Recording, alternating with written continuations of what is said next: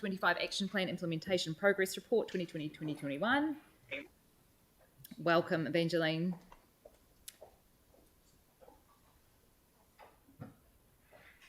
Thank you very much. So it's good to have and good to see that the communications team are developing the digital animation to help with the promotion of this as well, which is really good because we are getting close to 2025. I'll take the report as read, but is there anything you'd like to add additionally to that? Yeah, I'll just ask Josh to talk briefly about the future initiatives that we are planning. Great, thank you. Yeah,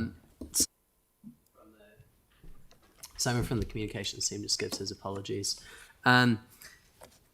So we actually have done a decent amount of work. We talked with Te Pai Pikari, the youth committee, and we'll continue engaging with the youth sector in particular around some of the central government initiatives that are being kind of pushed around this. But in short, it remains a high priority for us, and the messaging that we're doing through the comms team is really great. So that's all from me. Great, thank you. Are there any questions on this? Jimmy and then Pauline. I'm concerned the signage, because based on information, because they have a kind of can signage be installed in the council's Smokefree, web-free, the public places. Council have quite a few facility whether those 10 signage can meet all those needs. Particularly, I'm concerned like sports parks, or maybe the public places, the entrance of a shopping mall or bus the station, etc. Not only in the CBD area.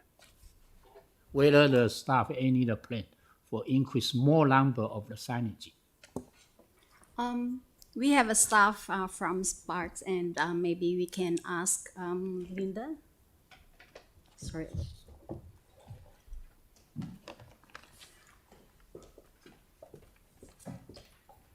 Kia ora, Linda Burns from Parks. So your question is about putting more signs in parks. At the moment, our approach is that whenever we replace a sign, then we will look at the smoke-free and vape-free messaging at that time. Apart from the children's playgrounds, which was when the policy was first implemented, we put signs in every playground. Apart from that, we have, rather than going out and retrofitting every one of our thousands of signs, that's been our current approach. Any thoughts on that? I'd appreciate. Even we install some of the signage, but it's only the smoke-free, am I right? No vape-free. That's correct. That's correct. In order to do that, that's a significant amount of work and cost, because we are literally talking thousands of signs that the council has across the city. So that hasn't been our approach at the moment. Thank you. Thank you.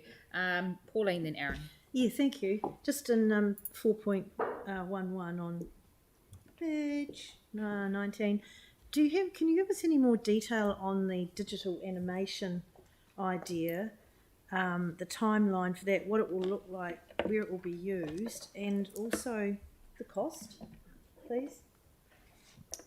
Again, speaking on behalf of Simon, in terms of timeline, meeting with the design team is scheduled for Monday to work through the ideas, timelines, feasibility. In terms of price, I understand that it's from existing budgets. And your final question was around where?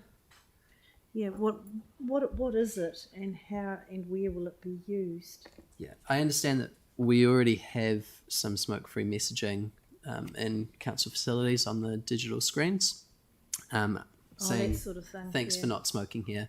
So it would replace that with a short 15-second animation that's a little more vibrant in similar spaces. Maybe bus shelters, possibly, or things like that. I believe we've been talking Be with quite ECAN good to about that. know the cost of that. If we could send that out by memo or something, I'd be quite keen to know. Thanks. Thank you. Aaron, and then Andrew. Yeah, so do we currently provide signage, smoke-free signage or smoke and vape-free signage for anywhere beyond just council facilities, parks, etc.? Like if businesses, private malls want signage for an area, do we provide that? We partner with our Cancer Society and Canterbury DHB to provide us, to help us with the signage. And in fact, our staff distributed 10 signs of smoke-free and vape-free to our facility stands, and these were given to us by CDHB for free. So, but we are still continuing to work with a Cancer Society for possibility of having more. Thank you, Aaron.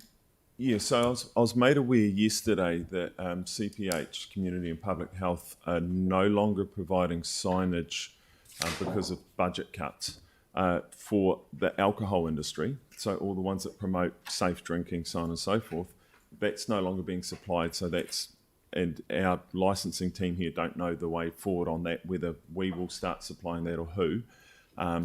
Has the same happened with smoking?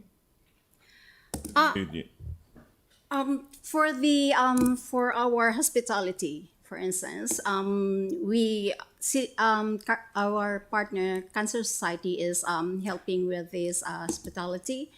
They are providing free tabletop signage for hospitalities who are wanting to promote their smoke-free policy. So yeah.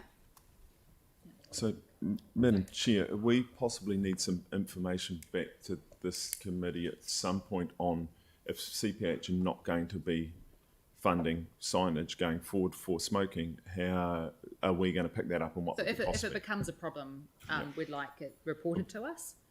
But it's community Should we public find health out if funded by it's- CDHB. Yeah, So that might be something that you're able to chase up at your end as well. I believe it's already cut. So we should be asking the question in advance rather So you're than saying that CDHB have cut smoke-free funding. Community and Public Health have cut smoke-free funding.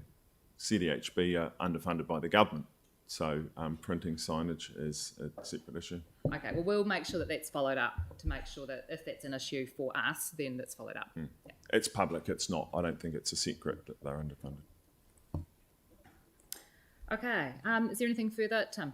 Oh, sorry, Andrew and then Tim. Thank you. Outdoor dining spaces, leased public spaces. It's great to see conditions being put into those license agreements, making those smoke-free and vape-free. That's obviously new arrangements. There'll be a number of existing long-standing arrangements in place. Do those come up for renewal, and do we put those conditions in there when they do? Or is it essentially we've got to wait for those to expire or to run out before we get to a point of all our licensed public space being smoke-free and vape-free? I believe our leasing staff do integrate the smoke-free and vape-free conditions into new and renewed licenses. So yeah.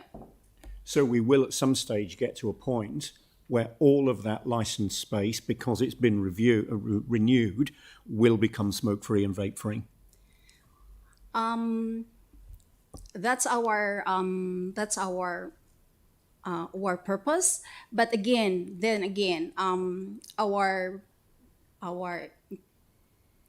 messaging to the licenses are more of we are encouraging them to have their own smoke-free policy so that they can provide smoke-free and vape-free dining areas. So yeah, that's how it is. Unless